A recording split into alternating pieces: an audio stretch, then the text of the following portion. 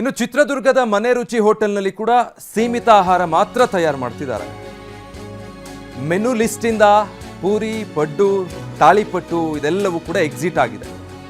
Idli, vada, rice ಬಾತ್ಗೆ ಮಾತ್ರ ಇಲ್ಲಿನ menu list ಈಗ ಸೀಮಿತಗೊಂಡಿದೆ. ಇಷ್ಟದ ಉಪಹಾರ ಸಿಗದೆ ಗ್ರಾಹಕರು ನಿರಾಸೆ ಪಡುವಂಥ ಸ್ಥಿತಿ. ಹೋಟೆಲ್ಗಳಿಗೆ ಬರೋರು ಇಂಥ ಉಪಹಾರ ಸೇವಿಸಬೇಕು ಅಂತ ಬರ್ತಾರೆ.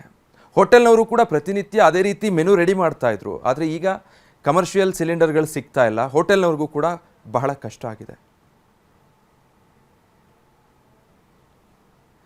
ಸೊ ಇದಕ್ಕೆ ಸಂಬಂಧಪಟ್ಟ ಹಾಗೆ ನಮ್ಮ ಚಿತ್ರದುರ್ಗದ ಪ್ರತಿನಿಧಿ ಬಸವರಾಜ್ ಒಂದು ಪ್ರತ್ಯಕ್ಷ ವರದಿ ಕೊಟ್ಟಿದ್ದಾರೆ, ನೋಡೋಣ. ಹೋಟೆಲ್ ಉದ್ಯಮದ ಮೇಲೆ ಇಸ್ರೇಲ್ ಮತ್ತು ಇರಾನ್ ಯುದ್ಧದ ಕಾರ್ಮೋಡ ಕವಿದಿದೆ. ಈ ಸಂದರ್ಭದಲ್ಲಿ ಕೋಟೆನಾಡು ಚಿತ್ರದುರ್ಗದಲ್ಲಿ ಯಾವ ರೀತಿಯ ಪರಿಸ್ಥಿತಿ ಇದೆ ನೋಡೋಣ ಬನ್ನಿ. ನಾನೀಗ ಚಿತ್ರದುರ್ಗ ನಗರದ ಮನೆ ರುಚಿ ಹೋಟೆಲ್ನಲ್ಲಿದ್ದೇನೆ. ತಾವು ದೃಶ್ಯಗಳಲ್ಲಿ ನೋಡ್ಬೋದು. ಈ ಒಂದು ಮನೆ ರುಚಿ ಹೋಟೆಲ್ಗೂ ಸಹ ನಿತ್ಯ ಸಾವಿರಾರು ಜನ ಗ್ರಾಹಕರು ಬರ್ತಾರೆ. ಆದರೆ ಕಳೆದ 2-3 ದಿನಗಳಿಂದ ಇಲ್ಲಿ ಗ್ರಾಹಕರಿಗೆ ಬಂದಿರತಕ್ಕಂಥವರಿಗೆ ರುಚಿ ಇಲ್ಲದೆ ಇರ್ತಕ್ಕಂಥ ಪರಿಸ್ಥಿತಿ ನಿರ್ಮಾಣ ಆಗಿದೆ ಅಂತ ಹೇಳ್ಬೇಕಾಗ್ತದೆ. ಯಾಕಂತಂದರೆ ಈ ಹೋಟೆಲ್ನಲ್ಲಿ ಯಾವ ರೀತಿಯ ಮೆನು ಕೊಡ್ತಾ ಇದ್ರು ಆ ಮೆನು ಇವತ್ತು ಇಲ್ಲ. ಯಾಕಂತಂದರೆ ಕಳೆದ 3-4 ದಿನಗಳಿಂದ ಅಡುಗೆ ಅನಿಲ ಈ ಒಂದು ಹೋಟೆಲ್ಗೂ ಕೂಡ ಸಪ್ಲೈ ಆಗ್ತಾ ಇಲ್ಲ.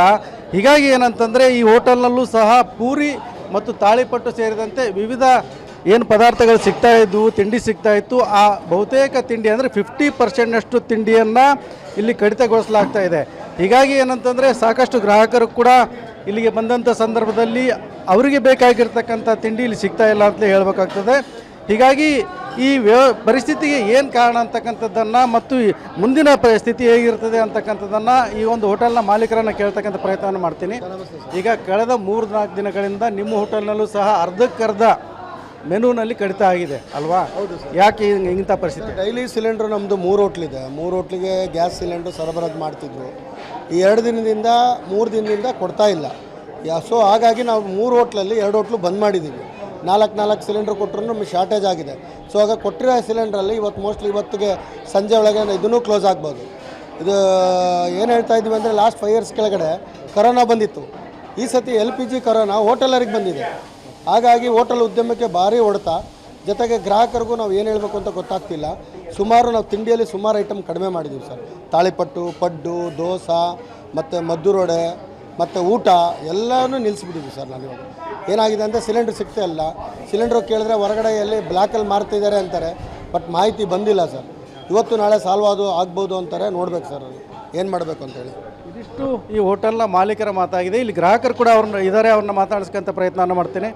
ಮೇಡಮ್, ಈಗ ಈ ಹೋಟೆಲ್ನಲ್ಲಿ ಮೆನುನಲ್ಲಿ ಭಾಳಷ್ಟು ಕಡಿತ ಆಗಿದೆ ಅಂತ ಹೋಟೆಲ್ ಮಾಲೀಕರು ಹೇಳ್ತಿದ್ದಾರೆ, ಏನು ಅನಿಸುತ್ತೆ? ಹೌದು ಸರ್. ಅಂದರೆ ತುಂಬ ಜನಕ್ಕೆ ಈಗ ಹೋಟೆಲಲ್ಲಿ ತಿನ್ನೋರಿಗೆ, ಬೆಳಗ್ಗೆ ಕೆಲಸಕ್ಕೆ ಹೋಗೋರಿಗೆಲ್ಲ ಹೋಟೆಲಲ್ಲಿ ಕ್ಲೋಸ್ ಇದ್ದರೆ ತುಂಬ ಪ್ರಾಬ್ಲಮ್ ಆಗುತ್ತೆ. ತುಂಬ ಇದರಿಂದ ತುಂಬ ತೊಂದರೆ ಆಗಿದೆ ಸರ್. ಇಲ್ಲೂ ಸಹ ಬೇಕಾಗಿರ್ತಕ್ಕಂಥ ತಿಂಡಿ ಐಟಮ್ಸ್ ಸಿಗ್ತಿಲ್ಲ. ಯಾಕಂದ್ರೆ ತಾಳಿಪಟ್ಟಿಲ್ಲ, ಪೂರಿ ಇಲ್ಲ, ಕೆಲವೊಂದು ಐಟಮ್ಸ್ ಇಲ್ಲ. ಹೌದು ಸರ್, ನಿಜ. ಆಪ್ಷನ್ಸ್ ಇಲ್ದಂಗೆ ಆಗಿದೆ. ಸೊ ತೊಂದರೆ ಆಗಿದೆ ಸರ್. ಕ್ಯಾಮ್ರಾ ಪರ್ಸನ್ ಮಂಜುನಾಥ್ ಜೊತೆ ಬಸವರಾಜ್ ಮಧುರೂರು, TV9 ಚಿತ್ರದುರ್ಗ.